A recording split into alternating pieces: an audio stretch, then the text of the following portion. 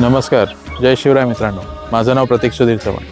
तर मागच्या भागात आपण पाहिलं देशमुख आणि देशपांडे या पदांविषयी. या भागात आपण पाहणार आहोत मिरासदार आणि उपरी या पदांविषयी. तर गावामध्ये सगळ्यात जास्ती लोकसंख्या ही मिरासदारांचीच असायची. म्हणजे गावच्या लोकसंख्येच्या जवळपास 75 ते 80% लोक हे मिरासदार असायचे.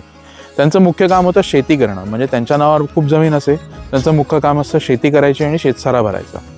गोदसद्देमध्ये सुद्धा त्यांना बऱ्याचशा डिसिजन मेकिंगमध्ये त्यांचा सहभाग असायचा, कारण की त्यांचाच शेतसाऱ्यामुळे गावाची जो कारभार असतात तो चालायचा.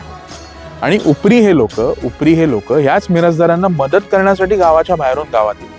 म्हणजे आता हे गावाच्या बाहेरून येत होते म्हणून त्यांना गोदसत्तेत स्थान नव्हतं.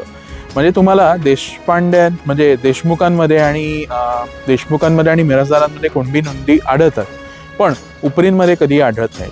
नंतर काही काळानंतर उपरींनी कसायला घेतलेल्या जमिनी त्यांनी त्या कसल्या, त्याच्यावर त्यांनी शेतसारा भरला, नंतर त्यांची नोंद मिरासदारांमध्ये झाली. तर ही माहिती तुम्हाला कशी वाटली कमेंटद्वारे नक्की कळवा.